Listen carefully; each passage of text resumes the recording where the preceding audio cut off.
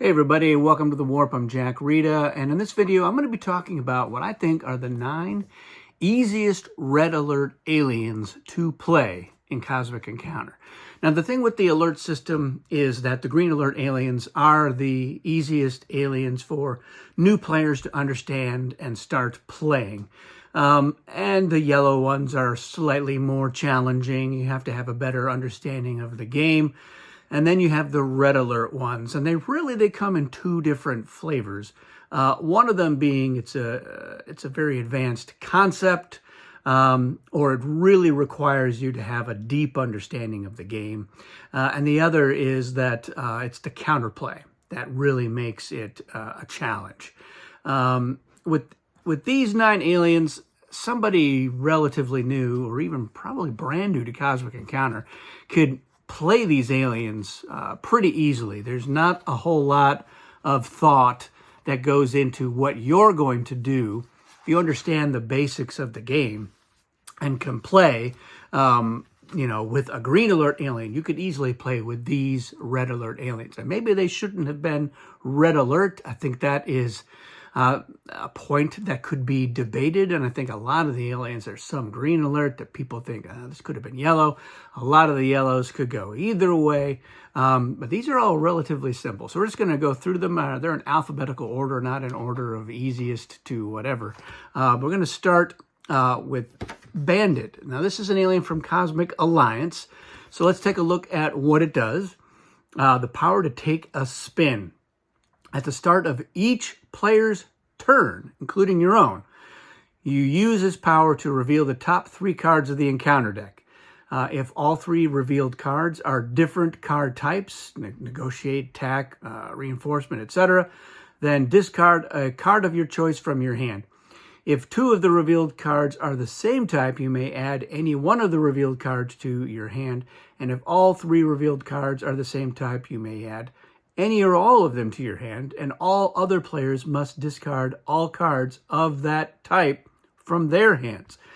After you take a spin, discard any revealed cards that are not added to your hand. So, what do you need to really understand about the game? Well, the first thing is that, if you have to discard a card from your hand, it's knowing, all right, what do I want to discard here? It's a little bit of a hand management thing, which is usually a good thing. So I think with new players, their instinct is to maybe discard and negotiate. After that, a low attack card. After that, if they don't have one of those, then they're having to pick and choose from things that are actually good. So I can see where you might make the argument that, yeah, it helps if they really know. For instance, having a negotiate might actually be a good thing because it lets you make a deal, and you might be able to get into a deal situation, say, as the defense, and that will let you get a colony, whereas as defense, you normally can't do that. And new players, it's not going to occur to them that this is even really a possibility for a lot of new players. But at the end of the day, discarding a negotiate card, probably not going to be the end of the world for you. And in many cases, you do want to get rid of it because maybe you want to draw a new hand. So probably out of all of these, Bandit is the one that is maybe a yellow alert. I could see the argument for that. I don't think this should have been a red alert because, again, at the start of somebody's turn, you're flipping over the cards. You're basically playing a slot machine. That's what a one-armed bandit is. And you're like, oh, look, great, I get all these cards, and everyone else loses something, or I can get one of these cards. So a lot of times, you're getting something good. You're not even making a decision. But it is, if all 3 revealed cards are different types, then yeah, you have to discard something. And that happens plenty of times. So I can see, yeah, like I said, maybe a yellow alert, but red alert seems a little bit strong to me, but even a new player can probably handle Bandit. All right, our next one is from Incursion, and it is Ghoul. So let's take a look at Ghoul here. The power to feast. When you're a main player, after you win an encounter, use this power. For each opposing ship sent to the warp as a result of the encounter, you receive a defender reward. And then it explains what that is. So, again, what probably put this into the red alert category, or at a minimum moved it out of green alert altogether, is understanding the potential snowballing effect that you can get with Ghoul. Now, I played Ghoul in a big game one time, and I was actually allowed to pick the alien that I wanted to play. And I picked Ghoul, and that was because I knew, and we were using the reward deck, of course, I knew that if I could get in a situation where I can win as a main player, I was going to pick up quite a few reward cards. So I was all in on winning early. And that's the thing with Ghoul, is if you can get a nice big win early, like everybody's attacking you and you're like, well, I've got the 40, and then boom, you're sending 8, 9, maybe 10 ships to the warp, and that's 10 rewards. Now you are much more likely to create a situation where you're going to keep sending ships to the warp. And so you're understanding not only of that, but of saying, hey, I'm in a good situation. Maybe you've got a kicker. And so understanding that you should target somebody's planet with a lot of ships. And maybe you don't invite anybody on your side, hoping that more people will be on the other side, so that when you win, so you're like, yeah, I've got the Cosmic Dominion, give war a chance, kicker ×4. I'm very confident I'm going to win this encounter. So I'm really encouraging everyone. I send one ship. And so, but, they're like, well, why is he attacking a planet with 3 ships, whatever. Maybe, you hedge your bets a little and you go with a 2. So it's not so obvious that you are gunning to go all the way. And you're like, no, I don't want to make a deal. So they're like, all right, we're going to try to win. And maybe they do invite some more people along. So that sort of subtle gameplay thing could make this a yellow alert. Red alert, maybe not too strong. I mean, basically, again, you're getting rewards for winning as a main player, is what it boils down to. And everybody can understand that. All right, let's go over back to Cosmic Alliance, and we're going to look at Horde. So this is an alien with alien peeps. And I actually have little plastic peeps that I use for Horde. So it's the power to spawn. Each time you draw a card or retrieve a ship from the warp, use this power, and you add a Horde token to one of your colonies. Horde tokens are treated as ships under your control, but they get discarded if sent to the warp or removed from the game or captured. If you lose this power, your Horde tokens remain until discarded. So yeah, you're getting more ships. Again, it's another very straightforward concept. Why isn't this green alert? It's, I guess it's understanding where should you put those Horde ships, and how should you, does that mean you're always sending 4 ships if you have a mix of regular and Horde ships? I certainly do. I figure, why not? Those Horde ships are expendable. And maybe it's understanding, well, how many should be regular? How many should be Horde? I send 2 regular and 2 Horde, especially on the offense. On the defense, I might go with 1 regular and some Horde ships, what have you. But yeah, it's the part that gets zapped is where you're getting more Horde ships, not the using of them. So again, it probably could have been yellow alert. I suspect that in some cases, some of these were red alert because there were already a lot of yellow alert aliens in that particular expansion. Also in Cosmic Alliance, we have poison. So poison actually does 2 things. It's one of the rare instances where you've got, it varies on there. And when it says mandatory, but one of them is an optional. So whatever, let's look at poison. You have the power of toxicity. Each time a card with a hazard warning is drawn, and I like that this is something that's using that hazard warning effect, drawn from the Destiny deck, use this power. Each foreign colony in your home system loses a ship. So that's pretty straightforward. You don't even have to do anything. You don't even really have to decide on a whole lot. You could get into, all right, I'm making a deal and I'm insisting that you put that colony in my home system. That way I can poison you later on. I guess that's something that you might want to take into account. That's normally where those colonies are going to go. So a new player doesn't even necessarily realize that they can offer a colony on someone else's foreign colony where you have a colony. That's perfectly legal. So here's the other thing. In addition, as a main player, if both main players reveal attack cards and your opponent's attack card value is within 2 of yours, such as an attack 4 and an attack 6, you may use this power to win the encounter, regardless of the actual totals. So here, that again, that's very straightforward. Like, oh, look, you played an 8 and I played an 8. I'm just going to win this encounter, so we don't have to worry about reinforcements or you had more ships or whatever. That's pretty straightforward too. So even a new player could grok that. I probably would have made this yellow alert with that, because again, it's all very straightforward. A lot of it you don't even have. It's not even a decision-making element. And what is the counterplay? Well, put a lot of ships in poison system if you're having a colony there. I guess it's part of if somebody is going to be attacking poison, they're probably sending a lot of ships on there. So it's that dynamic of like, well, who do I invite? Do I just negotiate since I'm against everybody and they're all sending 4 ships? Do I try to make a deal and maybe we lock out all of those allies and you're not, the offense is not giving them all colony. They're just getting one and giving one to me as poison. So that's a nuance of gameplay that a brand new player to Cosmic Encounter won't necessarily be aware of. So again, this is yellow alert territory, I would say. All right, Cosmic Conflict has Relic. And this is, I enjoy Relic quite a bit, is the power to awaken. So anytime another player draws a new hand of cards after their initial hand, use this power to immediately gain a free foreign colony in their home system on a planet of your choice. Anytime you draw a new hand of cards after your initial hand, use this power to retrieve all of your ships from the warp, returning them to your colonies. So, yeah, you're just waiting for these things to happen. How do I get a new hand?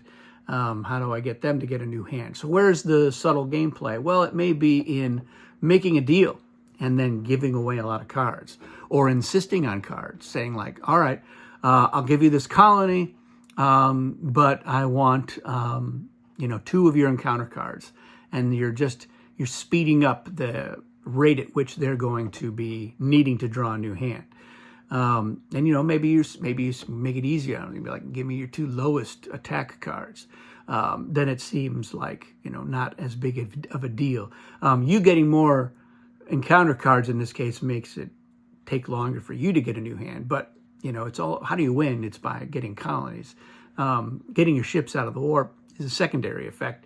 But understanding, all right, I've got a lot of ships in the warp, so maybe I make a deal and I don't get a colony, but I give away my hand, and now I've got a lot of ships and I'll get a new hand.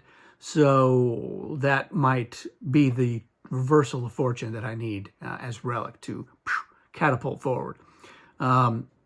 So yeah, could be yellow. Is what I think of what I'm saying. All right, Cosmic Storm gives us Roach. So not dissimilar from Horde, as we'll see. There's some game setup. You're going to be choosing an unused player color and placing those ships on your Roach sheet. And then if you're playing with the 4-planet version, which I never do, you have the power to breed. When you are determined to be the defense during another player's turn, you may use this power to place up to 4 of your ships from the sheet onto planets in your system. So you can bolster a planet that is really low.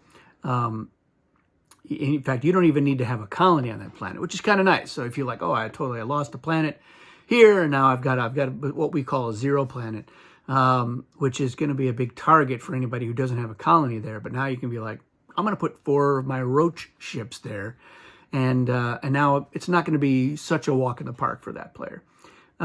Additionally, during your regroup phase, so that's each time you regroup, you may use this power to place up to 4 ships from this sheet among your colonies outside of your home system.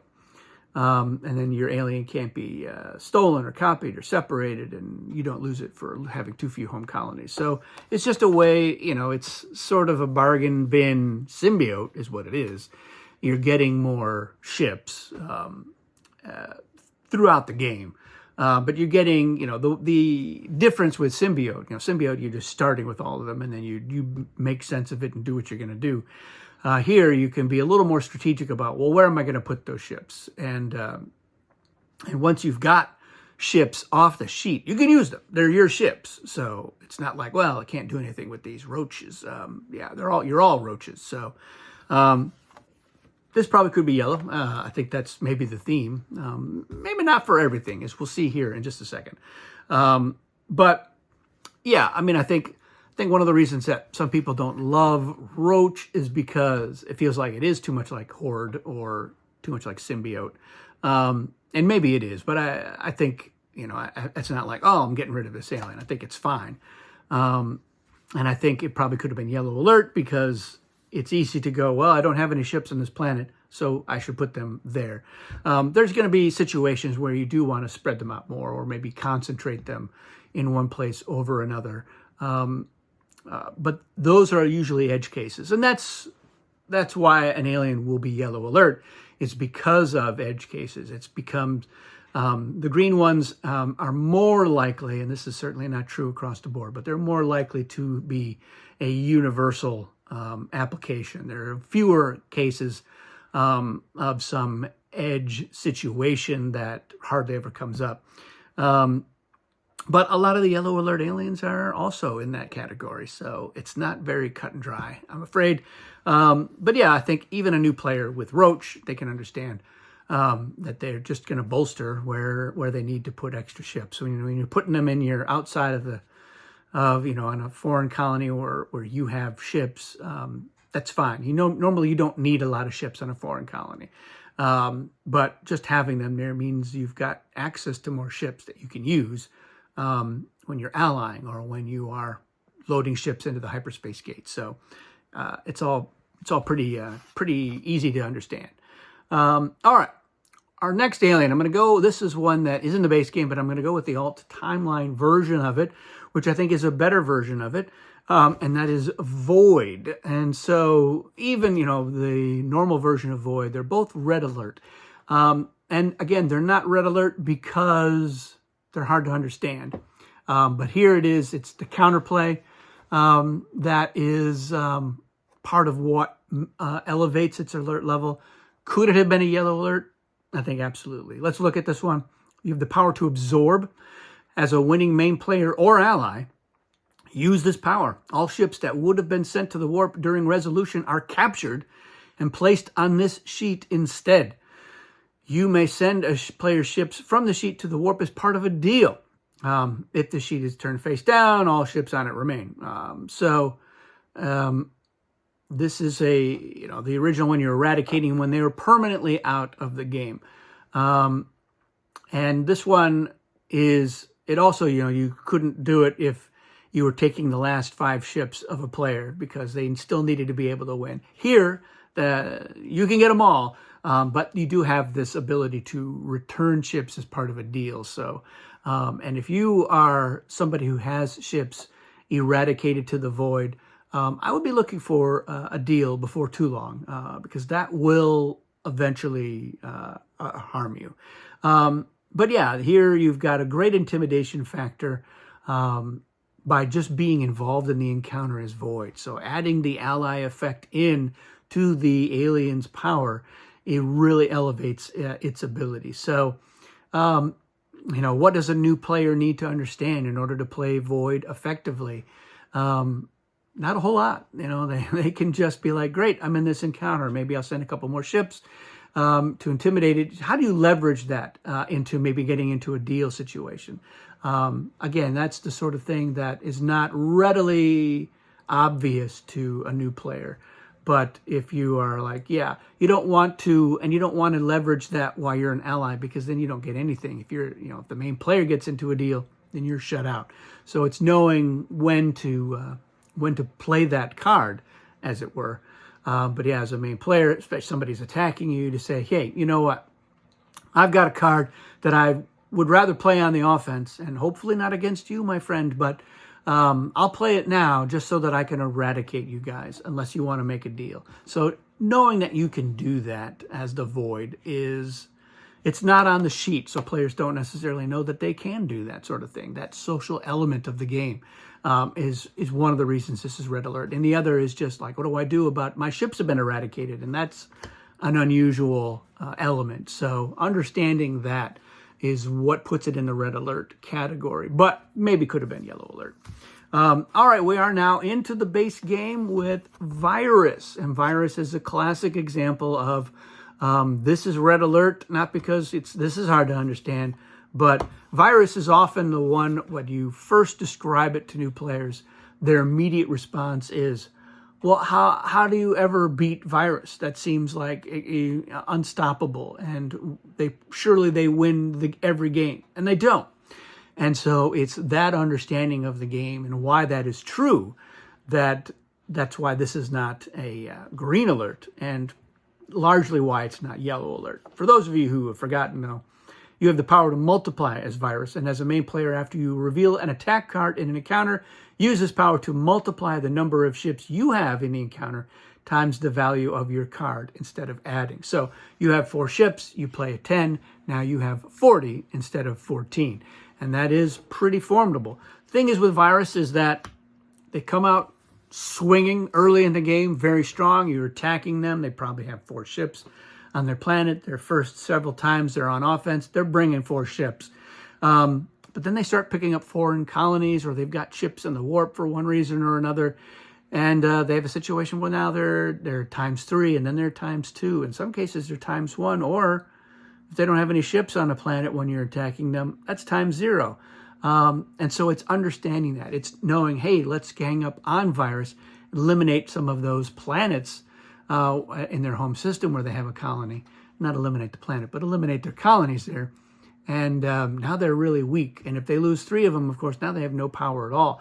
So Virus is an alien that other players do like to gang up on because they have to. They have to gang up on them. Only by pooling their resources and attacking together can they hope to stop Virus. But yeah, it is a tough one. Definitely should not be green alert. And maybe not yellow alert either. That's one where maybe red alert does make the most sense, because it is. It's the classic example of an alien that when you first describe it to somebody, they say, well, that's broken. It's overpowered. Yeah, and it's not, but it is strong, and you do need to understand that. And sort of in the same category as our last alien, also in the base game, Warpish. Now, this is a very straightforward concept as well. Power of necromancy. As a main player, after you reveal an attack card in an encounter, use this power, and you're going to add 1 to your total for each ship, including yours, that's in the warp. And if you're playing with a 6, 7, or 8 player game, there's going to be a lot of ships in the warp relatively early and throughout the game, and at some point, maybe even an absurd number of ships in the warp. And so Warpish also, what's the counterplay? Yeah, that's a good question. And when you have the answer, you let me know. I have my approach. I'm not going to tell you. But yeah, Warpish, it's easy to understand. So even when you've lost ships into the warp, you're just making yourself more powerful later on. So again, it's leveraging your ability to say, well, I can win with an attack 6 because there's 25 ships in the warp. So I'm not too worried about this. Let's make a deal. And looking for that sort of thing, hoping that you can get a hold of the Mobius tubes and just sit on it. But even when it gets cleared out of the warp, and it's going to be a couple of encounters before you're adding in, +4, +8, +10, +16. Yeah, especially in high player count games. If you're playing 3P with Warpish, yeah, you're not going to be as big of a threat for most of that game. But yeah, imagine early on there's going to be a 6-player encounter, and if it doesn't go right, that could be a lot of ships in the warp.